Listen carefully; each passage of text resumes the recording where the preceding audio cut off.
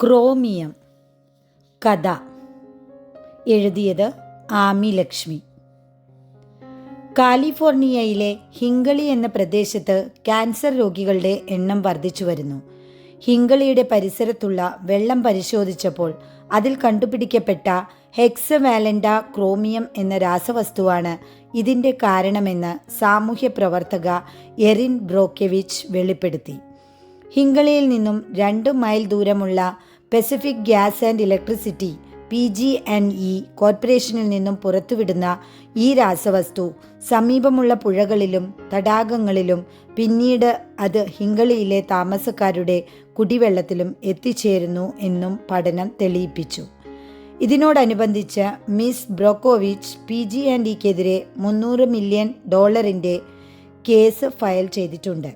ഹിങ്കളി, കാലിഫോർണിയയിൽ നിന്നും റിപ്പോർട്ട് ചെയ്യുന്നത് കാരൻ മില്ലർ, NPR ന്യൂസ്. ചോളവയലുകൾക്കിടയിലൂടെ ഇഴഞ്ഞു പോകുന്ന റൂട്ട് 60 പതിവ് പോലെ മയക്കത്തിലായിരുന്നു. പ്രഭാത സൂര്യൻ വാതിൽ പിറകെ നിന്ന് എത്തി നോക്കുന്നതേയുള്ളൂ. റേഡിയോവിൽ ചാനലുകൾ മാറ്റി അനായാസേന ഡ്രൈവ് ചെയ്തുകൊണ്ടിരിക്കുമ്പോഴാണ് അമിയ ആ വാർത്ത കേട്ടത്. അധികം തിരക്കൊന്നുമില്ലാത്ത വിശാലമായ റോഡിലൂടെ ഇഷ്ടമുള്ള പാട്ടുകൾ കേട്ട് ഋതുക്കൾക്കൊപ്പം കുടമാറ്റം പോലെ മാറുന്ന പ്രകൃതി സൗന്ദര്യം ആസ്വദിച്ചുകൊണ്ടുള്ള യാത്ര അമിയയ്ക്ക് ഹൃദ്യമായ ഒരു ദിനചര്യയാണ്. കമ്പനിയുടെ പാർക്കിംഗ് ലോട്ടിൽ കാറുകൾ നിറഞ്ഞിരിക്കുന്നു. കോമ്പൗണ്ടിൻ്റെ ചുറ്റുമുള്ള മരങ്ങളിൽ ചുവപ്പും മഞ്ഞയും കലർന്ന ഇലകൾ കാവടിയാട്ടത്തിനൊരുങ്ങി നിൽക്കും പോലെ. അടുത്തു തന്നെ ഈ മരങ്ങളിൽ ഒറ്റ ഇല പോലും ബാക്കിയുണ്ടാവില്ലല്ലോ എന്നോർത്തപ്പോൾ ചെറിയൊരു വിഷമം തോന്നാതിരുന്നില്ല. ഒരു ഭ്രാന്തിയെപ്പോലെ വന്ന കാറ്റ് തണുപ്പിൻ്റെ പൊതിക്കെട്ടഴിച്ച് വിതറിയിട്ട് ഓടിപ്പോയി. ചാറ്റൽ മഴയും കൂട്ടിനുണ്ട്. ഇതെല്ലാം വരാനിരിക്കുന്ന ശൈത്യകാലത്തിൻ്റെ മുന്നോടികളാണല്ലോ. ഈ കൊല്ലം മഞ്ഞുവീഴ്ച മുൻ കൊല്ലങ്ങളെ അപേക്ഷിച്ച് കൂടുതലാകാനാണ് സാധ്യത എന്ന് കാലാവസ്ഥാ പ്രവാചകർ പറയുന്നുണ്ട്. ഓഫീസിലെത്തിയപ്പോൾ കൃത്യം 8:30. നേരിട്ട് മീറ്റിംഗ് റൂമിലേക്കാണ് പോയത്. വരുന്ന കൊല്ലത്തെ ബഡ്ജറ്റിനെ കുറിച്ചുള്ള വിരസമായ ചർച്ചാ വിഷയം നീണ്ടുപോകുന്നു. അമിയയുടെ മനസ്സ് അപ്പോഴും ഹിങ്കളി എന്ന സ്ഥലവും അവിടുത്തെ ക്യാൻസർ രോഗികളെക്കുറിച്ചുമുള്ള ചിന്തകളിൽ ഊളിയിട്ടോടിക്കൊണ്ടിരുന്നു. എൻ്റെ ധൈര്യം അപാരം തന്നെ. ഇത്രയും വലിയ ഒരു കോർപ്പറേഷനെതിരെ കേസ് കൊടുത്ത് സത്യം പുറത്തു കൊണ്ടുവരാൻ വെറും ഒരു സാധാരണക്കാരിയായ അവൾ അനുഭവിക്കുന്ന ത്യാഗങ്ങൾക്ക് കണക്കില്ല. ഈ കാര്യത്തിൽ അമിയയ്ക്കും കമ്പനിക്കും എന്തു ചെയ്യാൻ സാധിക്കും? അമിയ, ദിവാസ്വപ്നം കാണുകയാണോ? ക്രിസിൻ്റെ ചോദ്യം കേട്ട് ജാള്യതയോടെ അവൾ പ്രസൻറ്റേഷൻ ബോർഡിലേക്ക് മുഖം തിരിച്ചു. ബോർഡിൽ ചലിക്കുന്ന ചാർട്ടുകൾ മില്യൻ്റെയും ബില്യൻ്റെയും കണക്കുകൾ പറഞ്ഞു. അമിയയ്ക്ക് എന്തുകൊണ്ടോ ഒന്നിലും ശ്രദ്ധയിരുത്താൻ കഴിഞ്ഞില്ല. പാവം ഹിങ്കളിയിലെ രോഗികൾ. എല്ലാ തിരക്കും ഒഴിഞ്ഞപ്പോൾ ഏകദേശം വൈകുന്നേരമായി. ക്രിസിൻ്റെ ഓഫീസിൽ വെളിച്ചമുണ്ട്. വാതിലിൽ മെല്ലെ മുട്ടി അമിയ പുറത്തുനിന്നു. കമോൺ ഇൻ, ക്രിസ് അവളെ ക്ഷണിച്ചു. വിശാലമായ മുറിയിൽ അവാർഡുകൾ, ഭാര്യയുടെയും കുട്ടികളുടെയും ചിത്രങ്ങൾ, കൂടാതെ ഒരുപാട് ബേസ്ബോൾ സ്മാരകങ്ങൾ. ബേബ് റൂത്ത് ഒപ്പിട്ട ഒരു ബേസ്ബോൾ ചില്ലിട്ട അലമാരയിൽ പൂട്ടിവച്ചിരിക്കുന്നു. ജനലിന് പുറത്ത് വിട പറയാൻ വെമ്പി നിൽക്കുന്ന പകലിൻ്റെ തുടുത്ത മുഖം മേപ്പിൾ മരങ്ങളുടെ വർണ്ണശോഭയിൽ കൂടുതൽ ചുവന്നിരുന്നു. ഹാവ് എ സീറ്റ് അമിയ, കസേര ചൂണ്ടിക്കൊണ്ട് ക്രിസ് പറഞ്ഞു. മുൻകൂട്ടി നിശ്ചയിക്കാത്ത ഈ കൂടിക്കാഴ്ച എന്തുകൊണ്ടായിരിക്കാം എന്നൊരു ആശങ്ക ക്രിസിൻ്റെ മനസ്സിൽ കൂടെ കടന്നു പോകാതിരുന്നില്ല. അമിയ ബുദ്ധിമതിയെന്നു മാത്രമല്ല, എല്ലാവർക്കും വളരെ പ്രിയപ്പെട്ടവളും കൂടിയാണ്. റിസർച്ച് ആൻഡ് ഡെവലപ്മെൻറ്റ് ടീമിനെ നയിക്കാനുള്ള കഴിവും ശാസ്ത്രീയ നിപുണതയും എല്ലാം കൊണ്ടും അമിയ ദിമിത്രി കോർപ്പറേഷൻ്റെ അഭിമാനമാണ്. അധികം വൈകാതെ തന്നെ അവൾ വന്ന വിഷയത്തിലേക്ക് കടന്നു. ദിമിത്രി കോർപ്പറേഷൻ്റെ മൊത്തം വരുമാനം 15 ബില്യൺ. എന്നാൽ ദിമിത്രിയുടെ എതിരാളിയായ ആക്സോ കോർപ്പറേഷൻ്റെ വരുമാനം ഏകദേശം 40 ബില്യണാണ്. മറ്റു പലരും രംഗത്ത് വന്നിട്ടുണ്ടെങ്കിലും ആക്സോവിനെ വെട്ടിക്കാൻ ആർക്കും കഴിഞ്ഞിട്ടില്ല. അമിയയുടെ ആശയം കേട്ടപ്പോൾ ഉള്ളിൽ ചിരി വന്നുവെങ്കിലും കസേരയിൽ നിന്ന് എഴുന്നേറ്റുകൊണ്ട് ക്രിസ് പറഞ്ഞു. അമിയ, നിന്റെ ഐഡിയ നല്ലതു തന്നെ. പക്ഷേ ഈ കൊല്ലത്തെയും അടുത്ത കൊല്ലത്തെയും പ്രൊജക്റ്റും ബഡ്ജറ്റും നമ്മൾ തീരുമാനിച്ചു കഴിഞ്ഞില്ലേ. ഇനി അതിന് മാറ്റം വരുത്തുക എന്ന് പറഞ്ഞാൽ. ജനാലയ്ക്കപ്പുറം ഒരു കൊച്ചു പക്ഷി വന്നിരുന്നു. അവരെ ഒന്ന് നോക്കി പറന്നുപോയി. പുറത്തു കാറ്റിന് ശക്തി കൂടി വരുന്നു. തണുപ്പിൽ നിന്നും രക്ഷപ്പെടാൻ വേണ്ടി തെക്കൻ പ്രദേശങ്ങളിലേക്ക് ചേക്കേറുന്ന പക്ഷികൾ കൂട്ടം കൂട്ടമായി പറന്നകലുന്നു. പകലിൻ്റെ ചിതയിൽ ആളിക്കത്തുന്ന അസ്തമയം. റിച്ചാർഡിനെ ബോധ്യപ്പെടുത്താൻ ഇനി നല്ല ബുദ്ധിമുട്ടാകും. നമുക്ക് ശ്രമിച്ചു നോക്കാം എന്ന് മാത്രമേ എനിക്ക് പറയാനാകൂ. യാതൊരു ഉറപ്പുമില്ല. റിച്ചാർഡ് ഇപ്പോൾ ഇവിടെയുണ്ട്. നാളെ ഞാൻ റിച്ചാർഡിൻ്റെ സെക്രട്ടറിയെ വിളിച്ച് ഒരു മീറ്റിംഗ് തരമാക്കാം. അദ്ദേഹത്തിനെ ബോധ്യപ്പെടുത്തുന്ന കാര്യം അമിയയുടെ കഴിവ് പോലിരിക്കും. ക്രിസിനോട് യാത്ര പറഞ്ഞിറങ്ങുമ്പോൾ അമിയയുടെ മനസ്സിൽ സന്തോഷവും ഒപ്പം ആവേശവും തിരതല്ലി. എന്തായാലും അദ്ദേഹം അവളുടെ ആശയം തീരെ തള്ളിക്കളഞ്ഞില്ലല്ലോ. പിറ്റേ ദിവസം ശനിയാഴ്ചയായിരുന്നു. ആപ്പിൾ പറിക്കാൻ വിസ്കോൺസിനിലെ ഗ്രേക്സ് ഓർച്ചാർഡിൽ പോകാൻ നേരത്തെ പ്ലാൻ ചെയ്തിരുന്ന കാര്യം കുട്ടികൾ ഓടി വന്ന് പറഞ്ഞപ്പോഴാണ് അവൾ ഓർത്തത്. മോഹനെയും കുട്ടികളെയും നിരാശപ്പെടുത്തേണ്ടെന്ന് വെച്ച് വരാൻ പോകുന്ന മീറ്റിങ്ങിനെക്കുറിച്ചോ തയ്യാറാക്കേണ്ട പ്രസൻറ്റേഷനെക്കുറിച്ചോ ഒന്നും പറയാതെ അവൾ യാത്രയായി. ഓർച്ചാർഡിൽ കുട്ടികൾ ഓടിക്കളിച്ച് ആപ്പിൾ പറിക്കുന്നു. കാറ്റിന് പഴുത്ത ആപ്പിളിൻ്റെ സുഗന്ധം. തടിച്ച അണ്ണാരക്കണ്ണന്മാർ ഇടയ്ക്ക് ആപ്പിൾ കടിച്ചുകൊണ്ട് മരങ്ങളിലെല്ലാം തത്തിക്കളിക്കുന്നുണ്ട്. കുട്ടികൾക്ക് 2 പേർക്കും ഒരു സഞ്ചി കൊടുത്തുകൊണ്ട് ഓർച്ചാർഡിൻ്റെ ഉടമസ്ഥ പറഞ്ഞു, എത്ര വേണമെങ്കിലും തിന്നാം, വീട്ടിൽ കൊണ്ടുപോകുന്നതിന് മാത്രം പണം തന്നാൽ മതി. കാറിൽ നിന്നും ഒരു പിക്നിക് ബാസ്ക്കറ്റ് എടുത്തുകൊണ്ട് മോഹൻ അവരെ മാടി വിളിച്ചു. ടാഫി ആപ്പിളും പച്ച ആപ്പിളും എല്ലാം കഴിച്ച് ആർക്കും വിശപ്പുണ്ടായിരുന്നില്ല. എങ്കിലും പകുതി മുറിച്ച സാൻഡ്വിച്ചും ചിപ്സും കുക്കിയുമെല്ലാം എടുത്ത് മോഹൻ ഒരു ഷീറ്റിൽ നിരത്തി. കുട്ടികൾ ബഹളം വെച്ചുകൊണ്ട് ഓടി വന്നു. അമ്മ ലുക്ക്, എൻ്റെ ബാഗിലല്ലേ കൂടുതൽ? അല്ല അല്ല, എൻ്റെ ബാഗ് നോക്കൂ. വഴക്ക് കൂടിയാൽ 2 ആൾക്കും ഇനി വീഡിയോ ഗെയിം തരില്ലാട്ടോ, മോഹൻ പറഞ്ഞു. കുടിക്കാൻ ആപ്പിൾ സൈഡറും വേണ്ടവർക്ക് ഗ്രേപ്പ് ജ്യൂസും കൊടുത്തുകൊണ്ട് അമിയ പറഞ്ഞു, ഒരുപാട് ആപ്പിൾ പറിച്ചില്ലേ, ഇനി വീട്ടിൽ പോകാം. എന്താ? ഓർച്ചാർഡിൽ നിർത്താതെ ഓടിക്കളിച്ചതുകൊണ്ട് കുട്ടികൾ നല്ല പോലെ ക്ഷീണിച്ചിരുന്നു. പിറ്റേ ദിവസം വീട് പണിയെല്ലാം കഴിഞ്ഞപ്പോൾ ലാപ്ടോപ്പുമായി അമിയ ഇരുന്നു.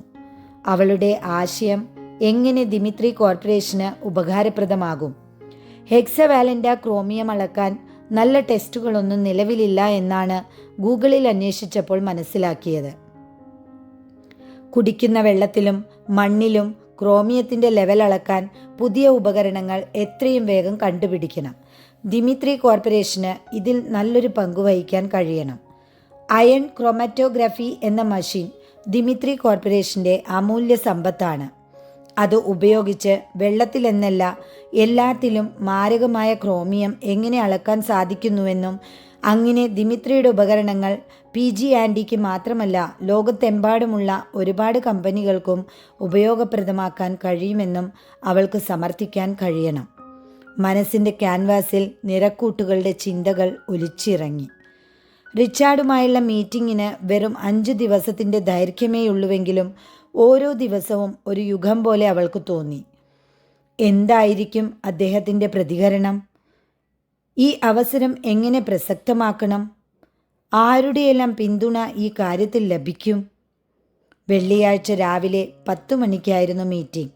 ബ്ലാക്ക് സൂട്ടും നീല ബ്ലൗസും ഹൈ ഹീൽ ഷൂവും കറുത്ത മൈക്കൽ കോർ ഹാൻഡ് ബാഗും മുഖത്ത് നേരിയ മേക്കപ്പും ഒരുക്കമെല്ലാം കഴിഞ്ഞപ്പോൾ നെറ്റിയിൽ പതിയെ ചുംബിച്ചുകൊണ്ട് മോഹൻ അവൾക്ക് നന്മ നേർന്നു.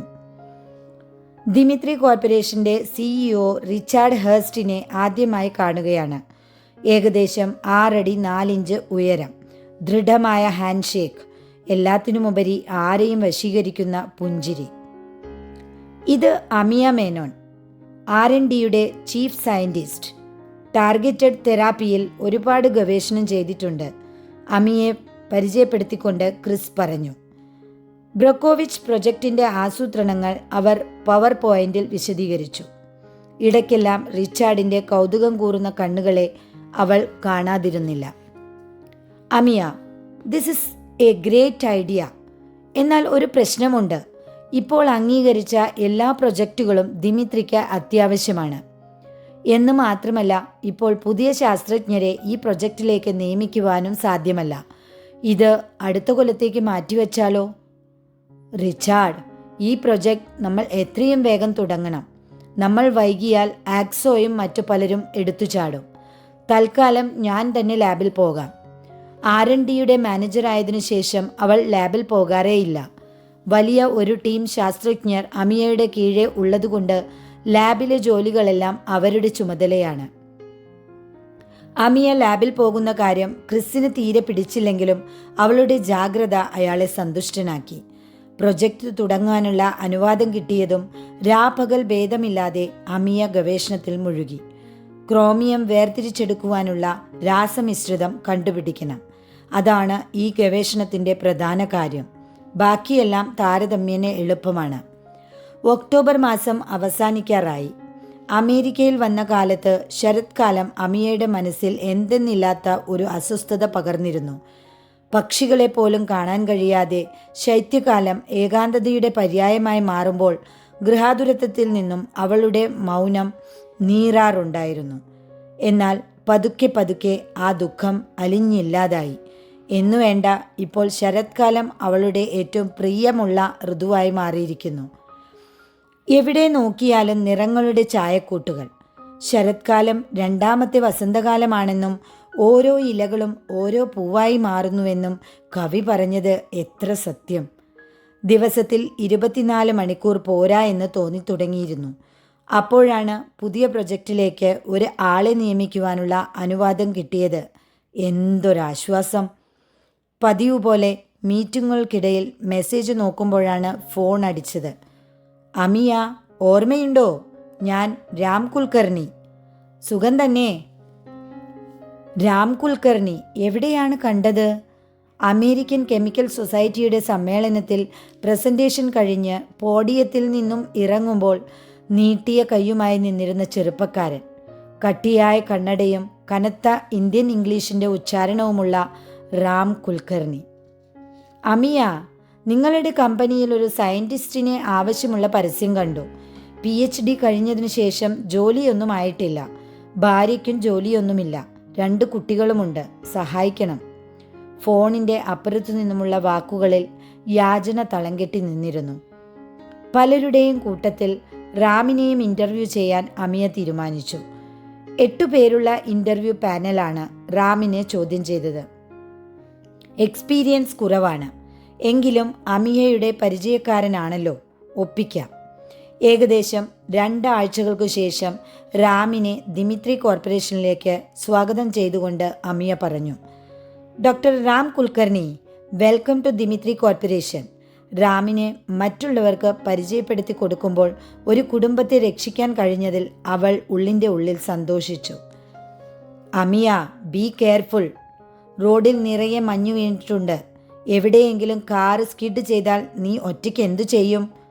ഡിസംബറിലെ തണുപ്പിൽ എല്ലു പൊടിഞ്ഞാലും കുട്ടികളെ ഉറക്കി കിടത്തിക്കൊണ്ട് വീണ്ടും ലാബിൽ പോകാൻ ഒരുങ്ങുമ്പോൾ മോഹൻ പറയും. ഒന്നും പറയാതെ നേർത്ത ആലിംഗനത്തിനു ശേഷം അവൾ പുറത്തിറങ്ങും. ലാബിലെ പരീക്ഷണങ്ങൾ പലതും പരാജയമായിരുന്നു. ദിവസങ്ങൾ മാസങ്ങളായി മാറാൻ തുടങ്ങിയപ്പോൾ ക്രിസ് ആകുലനായി. Are you ready to throw the towel? No, not yet, അവൾ പറഞ്ഞു. ഓക്കെ, 1 മാസം കൂടി തരാം. റാമിൻ്റെ ട്രെയിനിങ് കഴിഞ്ഞാൽ അയാളും ഈ പ്രൊജക്റ്റിൽ ചേരുമല്ലോ. ലാബിലെ മെഷീനുകൾക്ക് വിശ്രമമില്ലാത്ത അധ്വാനം. കമ്പ്യൂട്ടറിൻ്റെ സ്ക്രീനിൽ കണ്ണും നട്ട് രാത്രികൾ പകലാക്കിയ അമിയ ജോലി തുടർന്നു. ഒരു രാത്രി അത് സംഭവിച്ചു. അവൾക്ക് കണ്ണുകളെ വിശ്വസിക്കാനായില്ല. ഹിങ്കളിയിലെ വെള്ളത്തിൻ്റെ ഒരു സാമ്പിളിൻ്റെ ഗ്രാഫിൽ റാം അവളുടെ സന്തോഷത്തിൽ പങ്കുചേർന്നു. ദിമിത്രിയുടെ ഉപകരണങ്ങളും അമിയയുടെ രാസവസ്തുവിൻ്റെ കണ്ടുപിടുത്തവും ചേർന്നപ്പോൾ ഹിങ്കളിയിലെ മനുഷ്യർക്കല്ല, ലോകത്തിലെ എല്ലാ ജനങ്ങൾക്കും ഇനി ശുദ്ധജലം ലഭിക്കും. അന്നു രാത്രി തളർന്ന ശരീരം മോഹൻ്റെ മടിയിൽ വെച്ചുകൊണ്ട് അവൾ പറഞ്ഞു, എറിൻ ബ്രോക്കോവിച്ചുമായി ഞാൻ സംസാരിക്കുമ്പോൾ അവൾ എന്താണാവോ പറയുക? വെള്ളം ശുദ്ധമാക്കിയ മിസ്സിസ് ജീസസ്, അല്ലാതെ എന്തു പറയാൻ? കവിളിൽ ഉമ്മ വെച്ചുകൊണ്ട് മോഹൻ അവളെ കളിയാക്കി. ഓ എൻ്റെ ശാസ്ത്രജ്ഞ, എനിക്ക് നിന്നെ തിരികെ കിട്ടി. ഇനി സമാധാനത്തോടെ ഒന്ന് കെട്ടിപ്പിടിച്ച് ഉറങ്ങാലോ. ലാബിലെ കാര്യങ്ങൾ റാമിനെ ഏൽപ്പിച്ച് അമിയ ബ്രോക്കോവിച്ച് റിപ്പോർട്ട് തയ്യാറാക്കാനിരുന്നു. ബോറബോറയിൽ ഒരാഴ്ചത്തെ ഒഴിവുകാലത്തിന് പോയിരിക്കുകയായിരുന്ന ക്രിസിനെ ഈ സന്തോഷ വാർത്ത അറിയിക്കാൻ കഴിഞ്ഞില്ലല്ലോ എന്നോർത്തപ്പോൾ അവൾക്ക് വല്ലാത്ത നിരാശ തോന്നി. സങ്കടത്തേക്കാൾ സന്തോഷത്തിൽ പങ്കുചേരാനാണ് കൂടെ ആരെങ്കിലുമൊക്കെ വേണമെന്ന് തോന്നിയ പല നിമിഷങ്ങളിൽ ഒന്നായിരുന്നു അത്. പതിവില്ലാതെ മോഹൻ ഫോണിൽ വിളിച്ചപ്പോൾ കുട്ടികൾക്കാർക്കെങ്കിലും പനിയാകും, ഇന്ന് സ്കൂളിൽ പോയി അവരെ കൂട്ടിക്കൊണ്ടു പോകേണ്ടി വരുമെന്നാണ് ഓർത്തത്. പക്ഷേ നാട്ടിലേക്കുള്ള ടിക്കറ്റ് ബുക്ക് ചെയ്തു. അമിയ ഉടനെ പോയിക്കോളൂ, അമ്മയല്ലേ. 2 ആഴ്ചയ്ക്കുള്ള ലീവ് 2 മാസത്തേക്ക് നീട്ടേണ്ടി വന്നു. അമ്മയുടെ ചിതയ്ക്കരികിൽ നിന്ന് വിതുമ്പുമ്പോൾ ഒരു നനുത്ത കാറ്റ് വന്ന് തലോടി. ഇനി നീ വൈകാതെ തിരിച്ചു പോകൂ. അവിടെ മോഹനും കുട്ടികളും തനിച്ചല്ലേ. അതെ, അമ്മ എപ്പോഴും പ്രായോഗികമായേ ചിന്തിക്കൂ. തെങ്ങുകൾക്കു മീതെ പറന്നുയരുമ്പോൾ അമ്മയുടെ വാക്കുകൾ പിന്തുടർന്നു. എങ്കിലും ഞാൻ തിരിച്ചു വരും. അതെ, വീണ്ടും വീണ്ടും. ആൻ ആർബറിൽ തിരിച്ചെത്തിയതിൻ്റെ പിറ്റേ ദിവസം തന്നെ അവൾ ജോലിയിൽ പ്രവേശിച്ചു. ക്രിസ് പുതിയ ജോലിയുമായി കമ്പനി വിട്ടിരുന്നു. കമ്പനിയിൽ പല മാറ്റങ്ങളും വന്നിട്ടുള്ളത് അവൾ ശ്രദ്ധിച്ചു. കുറച്ചെല്ലാം കാര്യങ്ങൾ നാട്ടിലായിരിക്കുമ്പോൾ തന്നെ അറിഞ്ഞിരുന്നു. എങ്കിലും ഇത്രയ്ക്ക് മാറ്റം. റാം കുൽക്കർണി പുതിയ ഒരു ഓഫീസിലിരിക്കുന്നു. അമിയയെ കണ്ടപ്പോൾ സന്തോഷത്തോടെ അയാൾ ഓടി വന്നു. സ്വാഗതം അമിയ. ഞാൻ ഷാരനോട് അമിയയുമായി ഒരു മീറ്റിംഗ് ഏർപ്പെടുത്തിയിട്ടുണ്ട്. അപ്പോൾ വിവരങ്ങൾ പറയാം. റാം വല്ലാത്ത തിരക്കിലാണ്. എന്തോ ഒരു പന്തികേട്. വൈകുന്നേരം ഓഡിറ്റോറിയത്തിൽ ബ്രോക്കോവിച്ച് പ്രൊജക്റ്റിൻ്റെ സത്കാരം. റാം കുൽക്കർണിയെ പരിചയപ്പെടുത്തിക്കൊണ്ട് CEO റിച്ചാർഡ് തുടർന്നു. റാമിൻ്റെ കണ്ടുപിടുത്തം ദിമിത്രി കോർപ്പറേഷൻ്റെ ഉയർച്ചയിലേക്കുള്ള ഒരു കുതിച്ചുചാട്ടമാണ്. പാറ്റന്റിന് അപേക്ഷിച്ചു കഴിഞ്ഞിരിക്കുന്നു. ആക്സോ കോർപ്പറേഷൻ ഇനി ദിമിത്രിക്ക് പിറകിൽ. ബോർഡ് ഓഫ് ഡയറക്ടേഴ്സിൻ്റെ മീറ്റിംഗിൽ ദിമിത്രിയുടെ സ്റ്റോക്ക് വില $200 വാഗ്ദാനം. ഡോക്ടർ റാം കുൽക്കർണി ദിമിത്രിയുടെ ഭാവിയാണ്. Let us give him a big round of applause. പോഡിയത്തിലേക്ക് ഓടിക്കയറുന്ന റാമിനെ കണ്ടില്ലെന്ന് നടിച്ച് അവൾ മഞ്ഞിലേക്ക് ഇറങ്ങി നടന്നു. ഡിസംബറിൻ്റെ കാറ്റിൻ്റെ കാഠിന്യം തണുത്ത സിരകളിൽ ഉറഞ്ഞുകൂടി. ബൂട്ട്സിനടിയിൽ പൊടിയുന്ന മഞ്ഞിൻ്റെ ശബ്ദം പിന്തുടർന്നു. കാറിനെ പൊതിഞ്ഞിരിക്കുന്ന മഞ്ഞ് ചുരണ്ടിക്കൊണ്ട് അവൾ പോക്കറ്റിൽ നിന്നും സെൽഫോൺ എടുത്തു. ലഞ്ചിന് ഞാൻ വീട്ടിലെത്തും, ഇനി എന്നും. ആമി ലക്ഷ്മി. തൃശൂർ സ്വദേശിയായ ആമി ലക്ഷ്മി അമേരിക്കയിലെ ചിക്കാഗോ നഗരത്തിൻ്റെ പരിസരത്ത് താമസിക്കുന്നു. സയൻറ്റിസ്റ്റും എഴുത്തുകാരിയും എന്നതിനു പുറമെ ആമി ഒരു പരിസ്ഥിതി ഫോട്ടോഗ്രാഫർ കൂടിയാണ്. 25ഓളം ശാസ്ത്രീയ ലേഖനങ്ങളും ഇംഗ്ലീഷിൽ എ ലാമെൻറ്റ എന്ന കവിതാ സമാഹാരത്തിനും പുറമെ 7 ഇംഗ്ലീഷ് കവിതാ സമാഹാരങ്ങളിൽ ആമിയുടെ കവിതകൾ പ്രസിദ്ധീകരിച്ചിട്ടുണ്ട്. ഈ രചനകളെല്ലാം ആമസോണിൽ ലഭ്യമാണ്. മലയാളത്തിൽ എല്ലീസ് ഐലൻഡിൽ നിന്ന് എന്ന അനുഭവം ഓർമ്മ സമാഹാരത്തിൻ്റെ എഡിറ്ററായും ആമി പ്രവർത്തിച്ചിട്ടുണ്ട്. മറക്കാൻ മറന്നത് കൊറോണ